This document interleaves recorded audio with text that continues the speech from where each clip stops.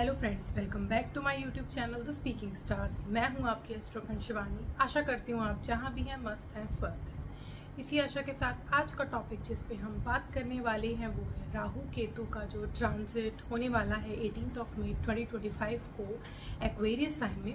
उसका प्रभाव हम जानेंगे कि आपके जो भी मून साइन है उसके अकॉर्डिंगली और आप अपने जो लगन आपका है उसके अकॉर्डिंगली भी दोनों मिलाकर देखना कि कैसा पड़ने वाला है। तो इस वीडियो में हम ये जानने वाले हैं।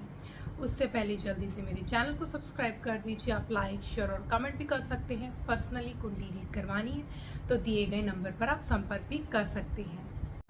अगर आप मेष राशि के हैं तो राहु का ये गोचर जो है वो आपके 11वें भाव में हुआ है। और यहाँ पे क्या है ना कि इनकम का हाउस है। राहु जब भी आपके इनकम गेन इन सब के हाउसेस में आता है तो आपके लिए इनकम के सोर्सेज जनरेट करता है। तो उसके लिए तो आप कह सकते हैं कि आपका काम बनने वाला है। बहुत टाइम से आपकी अड़चनें आ रही थी क्योंकि आपके 7.5 भी इस समय चल रही है, तो आपको थोड़ी सी डिफ़िकल्टी फेस करने को मिल रही होगी। लेकिन अगर आप क्लेवर हैं, आपका सोशल कॉन्टैक्ट्स अच्छे बना रहे हैं, अपने काम पे फोकस्ड हैं, तो आपके काम ज़रूर बनेंगे। अपॉर्चुनिटीज़ नॉक करेंगी और उसको आपको ग्रैब ज़रूर करना है। आपके लॉयल्टी वाले तरीके से तो आपके काम बन ही रहे हैं, लेकिन क्लेवरनेस अगर आप में है तो आपको काम और भी बनते हुए दिखेंगे। यहाँ पे उसका जो एस्पेक्ट है वो आपके 3rd हाउस में भी है। तो अगर आप सोशल मीडिया के थ्रू कोई काम कर रहे हैं या कोई काम ऐसा कर रहे हैं जो कम्युनिकेशन से रिलेटेड है, सेल्स में है, मार्केटिंग में है, तो वहाँ पे भी अगर आप मीडिया का यूज़ करें तो मतलब आप अपने जो है सोशल मीडिया जो प्लेटफॉर्म है उसके थ्रू एडवर्टाइजमेंट करें, उसके थ्रू सेल करने की कोशिश करें। जितने टेक्नोलॉजी के थ्रू करेंगे उतना आपके लिए बेहतर रहेगा। और आप इस समय जो है बहुत ज़्यादा अपने काम पे फोकस रहेंगे तो आपके लिए यहाँ पे अपॉर्चुनिटी के साथ साथ आपकी इनकम गेन्स बहुत ज़्यादा देखने को आपको इस टाइम मिल सकते हैं। उसका जो एस्पेक्ट है राहु का वो आपके 5th हाउस में भी है और केतु भी वहाँ पे है। तो आपको बस चीज़ ध्यान रखनी है, सबसे पहले अपने स्टमक के रिलेटेड प्रॉब्लम्स क्रिएट हो सकती हैं। खान पान पे बहुत ज़्यादा ध्यान रखना है। मतलब अपनी जो लाइफस्टाइल है उसको प्रॉपर फॉलो कीजिए। योगा, एक्सरसाइज, प्रॉपर जो भी आप करते हैं उस लाइफस्टाइल को अच्छे से मेंटेन करें और खाने पे ध्यान दें, नहीं तो स्टमक अपसेट हो सकता है।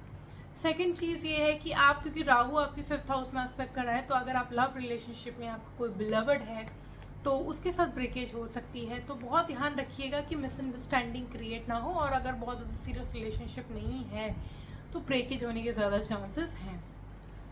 थर्डली, यहाँ पे अगर आप खुद एक स्टूडेंट हैं तो आपका ध्यान भटक सकता है, फोकस हट सकता है अपने जो काम है उसमें।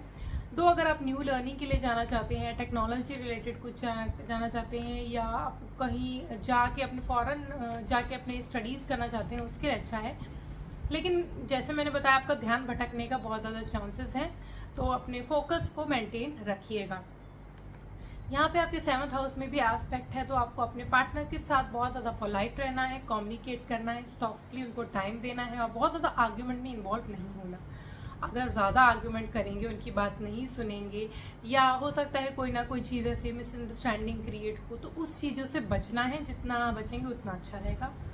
अगर आप बिजनेस करते हैं तो वहाँ पे आपके पार्टनर के साथ जो है वो कुछ मनमुटाव हो सकता है, चीज़ें थोड़ी सी अलग हो सकती हैं, लेकिन आप फोकस्ड रहिएगा। और आपका जो काम है वो, अगर आप, जैसे मैंने बताया कि राहु है, तो राहु के मीडिया के थ्रू काम करेंगे तो आपके लिए अच्छा रहेगा। आपको ज़्यादा गेन देखने को मिलेंगे। और बिजनेस भी आपके, अगर आप नई स्कीम्स कुछ लाएं, कुछ ऐसा काम करें जिसमें आपका, जैसे मैंने बताया, क्लेवरनेस यूज़ हो, वो आपको गेन दे के ही जाएगी। तो आपकी गेन के लिए प्रॉब्लम नहीं है, बस अपने रिलेशनशिप में थोड़ा सा ज़्यादा ध्यान दीजिएगा और अपने स्टमक रिलेटेड प्रॉब्लम्स में। आपको क्या करना है कि आपको जो पुराने जूते चप्पल हैं घर में, वो आपको शनिवार के दिन गरीबों को, जो नीडी पीपल हैं, उनको दे देने हैं। तो आपका ये जो समय है वो ठीक से निकलेगा। अगर आप वृषभ राशि के हैं तो राहु का ये जो गोचर है वो आपके जो है वो 10वें भाव में हुआ है। तो राहु जब भी 10वें, 11वें, 3रे, 6ठे ऐसे भावों में आता है तो कुछ ना कुछ अच्छा होता है आपके लिए, क्योंकि एक क्रूड प्लैनेट है। और जब भी ऐसे स्थान में जहाँ कर्म स्थान है, जहाँ आप फोकस होने की ज़रूरत है, तो वहाँ पे अच्छा रहता है। तो अगर आप एक पॉलिटिशियन हैं तो आपके लिए बहुत अच्छा है। या आप हो सकता है कोई ऐसा काम कर रहे हो जो बहुत ज़्यादा जिसमें कह सकते हैं कि बहुत जुगाड़ की ज़रूरत है या बहुत क्लेवरनेस की ज़रूरत है, टेक्नोलॉजी की ज़रूरत है। तो इन सब कामों के लिए जो मतलब नॉर्मल काम से हट के जो काम होते हैं, या आप कह सकते हैं कि जो कुछ ना कुछ अनफेयर मीन्स जिसमें छोटा मोटा इन्वॉल्व होता है, तो वो काम आपके बन सकते हैं, लेकिन बहुत ध्यान से ही करिएगा, क्योंकि अनफेयर मीन्स हैं तो आपको कहीं ना कहीं आप फंसने के भी चांसेस हैं। क्योंकि यहाँ पे आपके जो कलीग्स हैं या आपके सीनियर्स जो हैं, वो हो सकता है आपसे थोड़े से खफा हो जाएं, या कलीग्स जो है आपके पीछे आपकी कॉन्स्पिरेसी अगेंस्ट करें, ये होने के चांसेस हैं। तो ध्यान रखिएगा, क्योंकि काम तो आपके बनेंगे, तिकड़म तो आप लगा लेंगे इस टाइम, लेकिन ध्यान रखिएगा कि प्रॉब्लम्स फेस करने को ना मिले। यहाँ पे जो है एस्पेक्ट वो आपके सेकंड हाउस में भी है, तो यहाँ पे सबसे पहले आपको खान पान का ध्यान रखना है, अपने पेट संबंधी कोई प्रॉब्लम ना हो जाए। क्योंकि आप क्या होगा ना, इस टाइम जंक फूड पे बहुत ज़्यादा फोकस करेंगे, तो उसके वजह से क्या होगा, ख़राब हो सकती है हेल्थ इश्यूज़ को ठीक रखने के लिए अपना डेली रूटीन है मेंटेन रखिए। सेकेंड चीज़ ये है कि आपका क्वेरल हो सकता है आपकी फैमिली मेम्बर के साथ। अगर आप फैमिली में अपनी इन्वॉल्व होंगे, कोई मीटिंग होगी, तो वहाँ पे बहुत ज़्यादा पोलाइट रहिएगा। हो सके तो कोई चीज़ें अगर गलत भी लग रही हैं तो अवॉइड कीजिएगा, नहीं तो प्रॉब्लम हो सकती है। सडन गेम होने के भी चांसेस हैं। पोजीशन अगर आपके राहु की अच्छी आपके चार्ट में, तो गेम्स होने के भी यहाँ पे पॉसिबल चांसेस हैं।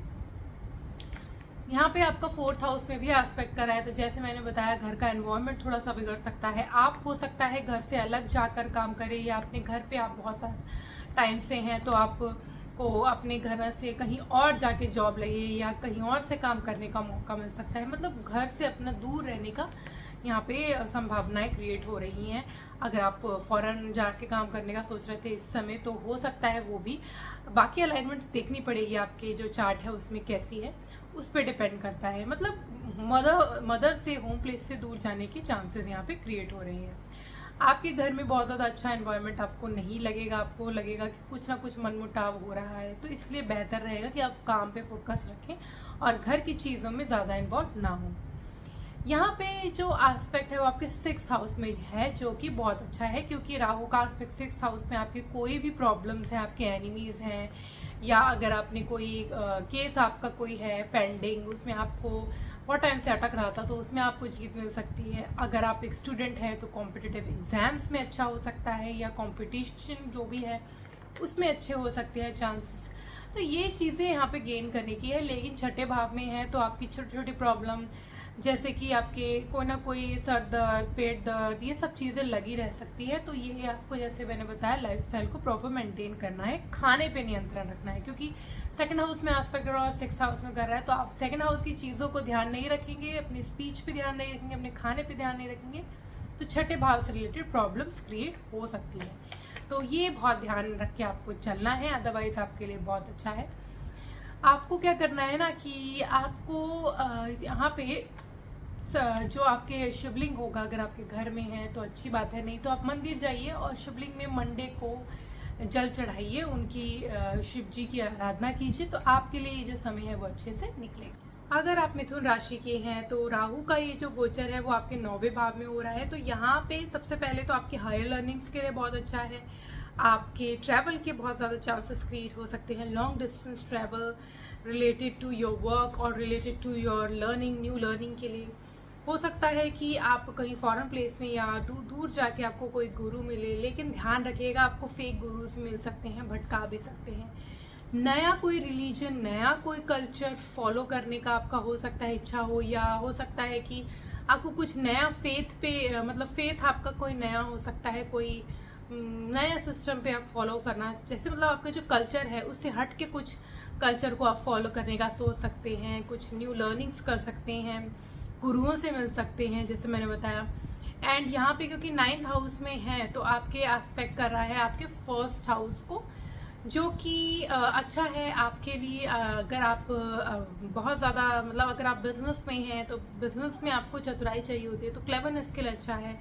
आप खुद की लुक्स में भी ज़्यादा ध्यान देंगे, अपने ऊपर ध्यान देंगे। और क्या है ना कि क्योंकि राहु का एस्पेक्ट है, तो आपके हो सकता है कि हेल्थ में कुछ इश्यूज हों, हेडेक हो, या कुछ ना कुछ छोटी मोटी प्रॉब्लम्स फेस करने को मिल सकती है, तो उस चीज़ का आपको ध्यान देना है।